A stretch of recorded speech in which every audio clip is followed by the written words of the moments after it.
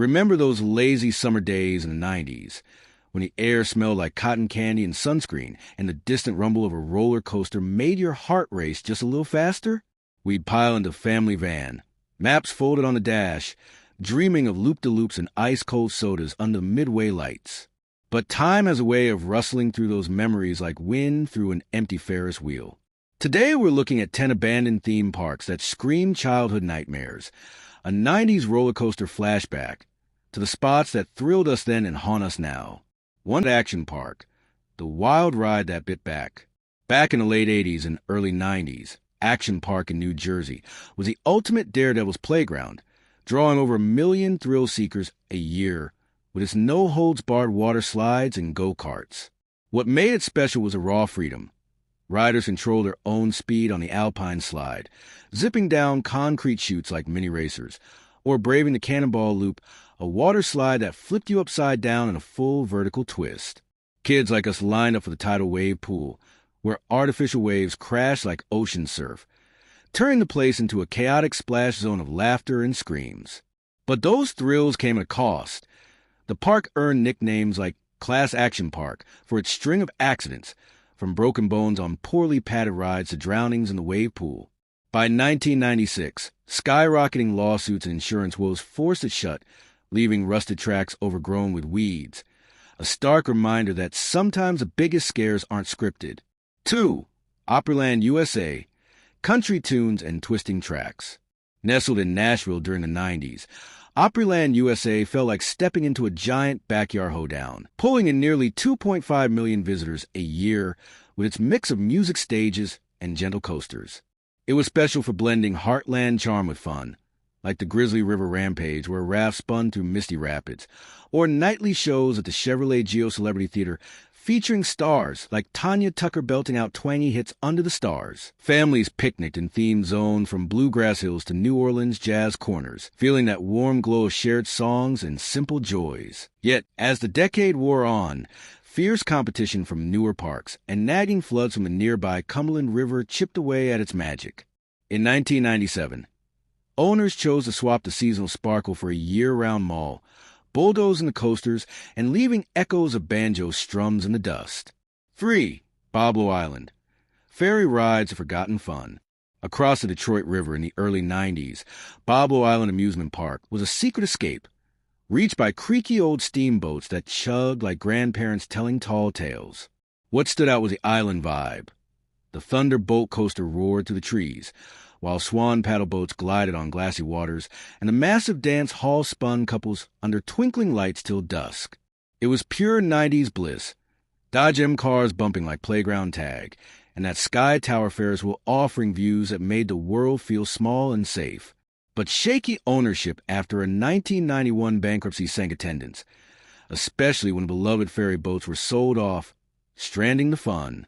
By 1993, the gates locked for good, turning the island into a quiet ghost town where vines now climb the old carousel poles. For River Country, Disney's rustic splash gone silent.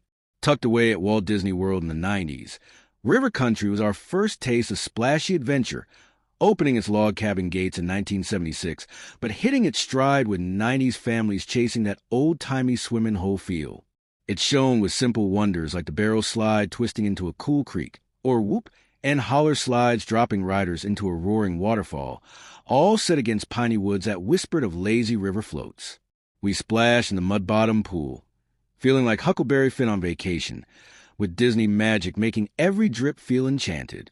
Whispers of a rare amoeba scare from the 80s lingered like a bad dream, but the real heartbreak came post 9/11 when crowds thinned and flashier water parks stole the spotlight. Closed in 2001. It sits drained and decayed, a leafy ruin where faded signs still promise barefooting weather. 5. Discovery Island. Zoo in the mist lost to time. Out on a foggy Bay Lake island at Disney World, Discovery Island, once Treasure Island, drew 90s explorers from 1974 onward with exotic menagerie, a floating zoo where monkeys swung and birds called like jungle secrets. It was magical in its wild heart. Hike boardwalks past flamingos and crocs, or watch hippos wallow in a misty lagoon, all under swaying palms that made you forget the Florida heat. Families toted maps like treasure hunts, the air thick with animal calls, and that thrill of peeking into nature's hidden world. But low crowds in the late 90s, paired with sky-high upkeep for finicky beasts, dimmed its glow, especially as Animal Kingdom opened with bigger spectacles. Shut in 1999, the island's now forbidden tangle of overgrowth, hippo pools cracked and dry, echoing with the ghosts of roars long silenced. 6. Astroworld, Houston Sky-High Screams. In the heart of Houston through the roaring 90s, Six Flags Astroworld buzzed with Texas-sized energy, evolving from its 1968 roots into a coaster haven that packed in families under the relentless sun. It captured our hearts with beasts like the Texas Cyclone, a wooden whirlwind that rattled bones, or the 1993 Batman. The Escape, flipping riders in capes and cowl amid cheering crowds. Picture the Midway alive with funnel cakes and Fright Fest chills, where serial thriller looped us into dizzy delight. Yet, as the decade closed, sagging attendance in a cash-strapped Six Flags eyed the prime real estate, battling parking woes and upkeep costs that climbed like a bad drop tower. The final curtain fell in 2005, leaving shattered tracks and faded banners as a bittersweet nod to those endless summer lines. 7. Jazzland, big, easy beats that faded fast. Kicking off a new millennium in 2000 but rooted in 90s dreams, Jazzland in New Orleans promised a Crescent City carnival with Zydeco zest, drawing crowds to its swampy edge for just 2 short seasons. It sparkled with flair. The Mega Zeph wooden coaster thundered like a Mardi Gras parade, while the Zydeco screamed boomerang riders through bayou twists, all backed by brass bands and beignet stands. We wandered themed streets from Cajun corners to jazz plazas, the air humming with that sultry southern swing that made every spin feel like a street party. Financial flops from low turnout and bankruptcy hit hard, but Hurricane Katrina in 2005 flooded the fun under brackish waves, corroding rides beyond repair.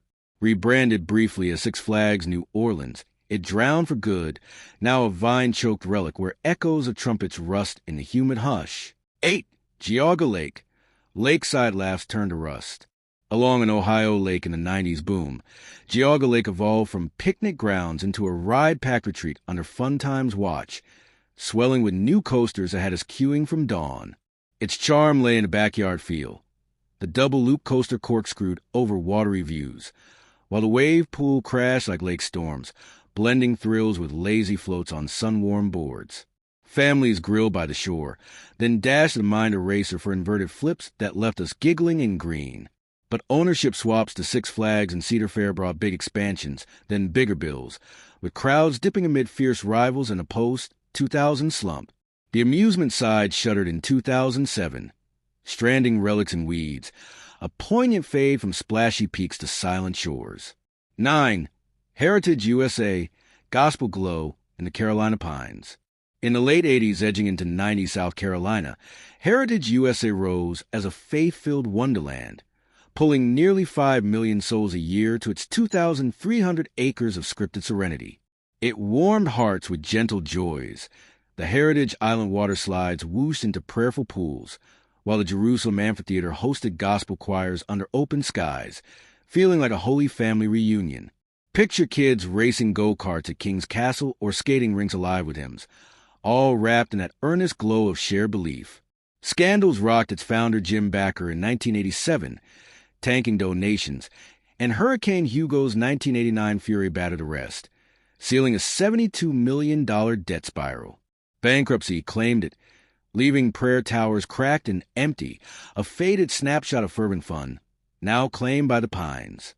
10. Rocky Point Park, shoreline spins to shoreline silence. On Rhode Island's coast through the fading 90s, Rocky Point Park was a salty seaside staple since the 1840s, but its 90s heyday packed beaches with clambake crowds and coaster quests. It hooked us with timeless treasures. The Hurricane wooden coaster dove like ocean waves, paired with shore dinners of steamers and chowder that tasted like summer itself. Families spread blankets for bandstand dances, the salt air mixing with carousel chimes in a rhythm that felt eternal. Yet, crumbling finances from rising costs and spotty attendance wore it thin, with the iconic rides too pricey to patch. The lights blinked out in 1995, scattering the Midway to scrap, where gulls now cry over pavilions peeled by the tide. Those 90s screams still echo in the quiet ruins, a mix of sweet thrills and shadowy what-ifs. Which park takes you back the farthest, or creeps you out the most? Drop it in the comments below. Give us a like if it stirred up your own summer stories. And hit subscribe for more dives into the albums of yesteryear.